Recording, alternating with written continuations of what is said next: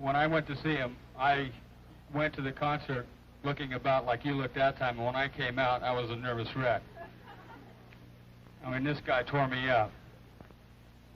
And, you know, he'll tear you up too, okay? This is only pretend, but let's pretend like it's real.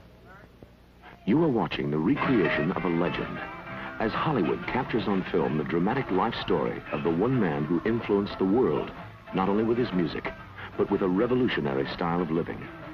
Elvis Presley, the king of rock and roll, lives on in the movie appropriately titled Elvis.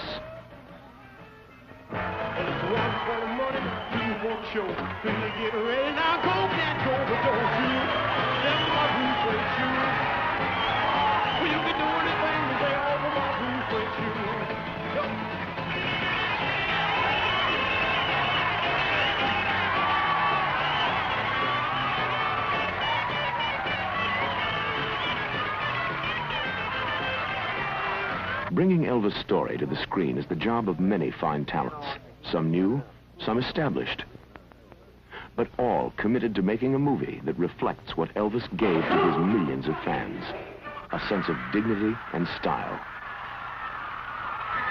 My name is John Carpenter, and I'm directing Elvis, the life story of Elvis Presley.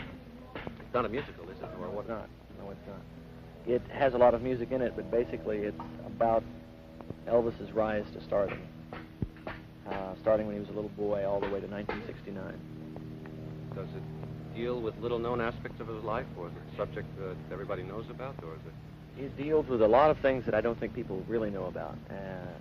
But more than anything, it's, I think, done in a style where the things that we know about Elvis and the things we don't know are integrated together to give a whole picture of it.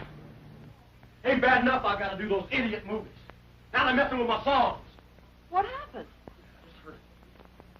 I just heard what they did behind my back. Behind my back! You can't even hear the Jordanaires. They got my voice so loud you can't hear nothing else. Elvis, it's one And they song. got fans just want to hear my voice, see? So they let some idiot gal up in New York amplify my voice. You think they care what I think? No way! But they're producers. They're my songs! They got no right!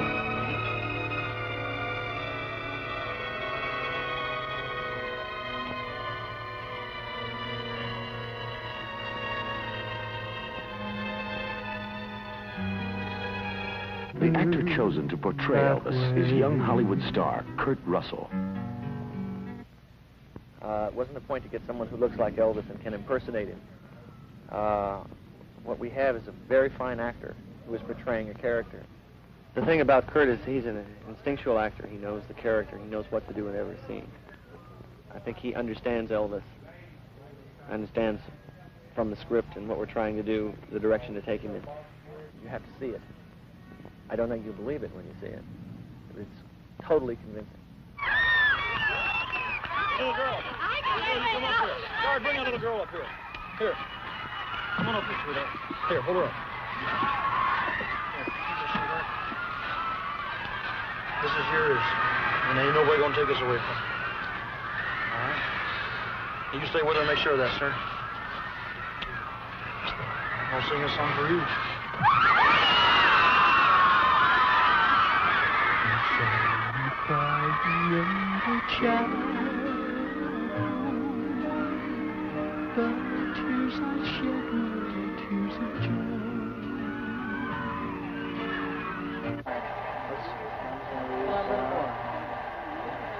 Okay, now I'm going to hit this with the turning iron. This down here? Yes. Okay, good.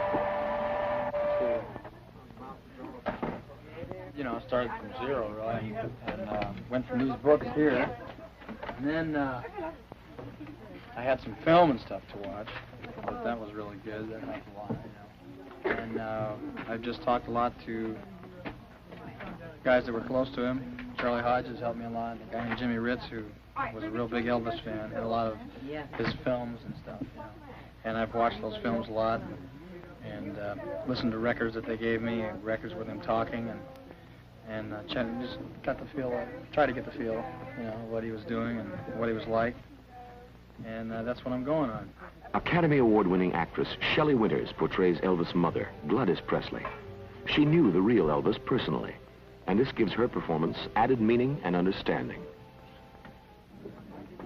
Oh, he was very interesting. I knew him when he was quite young, about 1958 or 57. He was going out with Natalie Wood, who was very young, and he was very young. I think he must have been about 20 or 21 then. He just came out to, he just signed a contract with Hal Wallace, and he had a white Cadillac, and he and Natalie inconspicuously used to wear white clothes.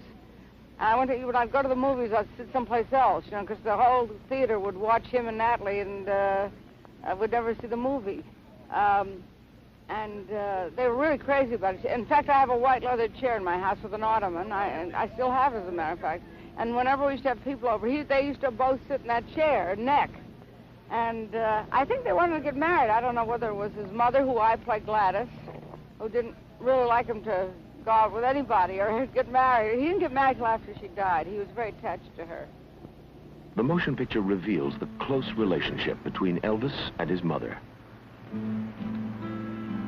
Elvis, I think that you're the best son any woman ever had. You know, Elvis's mother had very black hair, and he was so obsessed with her that he made his hair black. He had quite light hair, almost blonde. And in fact, I don't think Priscilla wants to know on her talked about it, but he asked Priscilla before they got married to make her hair black, like his mother's. I think every night of his life he called her. And I think one of the biggest traumas he had is when she died. And he told somebody that he thought he would follow his mother soon. The motion picture Elvis covers the years from his high school amateur performances in the early 50s until his triumphant Vegas comeback concert in 1969. It tells of his early Memphis days and the courtship of Priscilla, first in Germany, and finally their marriage.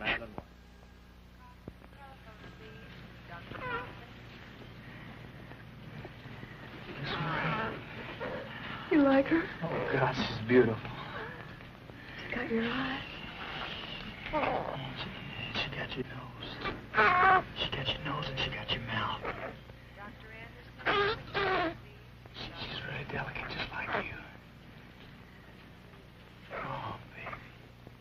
And of course, no story of Elvis could be complete without the man who shaped his career, Colonel Tom Parker. Noted stage and screen star Pat Hingle plays him in the film. You are a phenomenon. You're something, son, that comes along once in a lifetime. Nobody is ever going to forget you. The old colonel's going to make sure of that. Elvis Presley introduced a new form of music. He brought together white music and black music into a unique sound and created an unprecedented demand. His sensuality, excitement, and dynamics went beyond entertainment. He affected the lives of millions all over the world. In dealing with Elvis, I'm bringing a lot of my own feelings to it and how I feel about it. And how I think, how I interpret the script, how I interpret his life. And in that sense, I think, from my point, it's a personal film. Because I really love Elvis a lot. I've always been a fan of his, and I loved his music. And I have a strong feeling for him. It means something to me. I care a lot about the character. I care about his story. And in some senses, I feel lucky to be able to direct a film about Elvis. This kind of a film, which I don't feel is exploiting him, but I feel is really trying to tell a story. Trying to tell a story about a man who's bigger than life, which is very interesting because he really was a human being. But somewhere in his life, I think he transcended that and became mythical. I want to be able to walk around and see things, all the mobs of people, you know, just be free. And that'd be worth $1 million to me if it's just for a couple of weeks. Just be plain little old me instead of the image. Way back! Be careful. One for the money, two for the show. Three, get ready now, go back over, don't you? Step on my boots, baby, shoes. Well, you can do anything, play off on my boots, shoes. You can knock me down, step on my face, slam my name all over the place. Do anything you wanna do, but honey, lay off my shoes, no shoes. Step on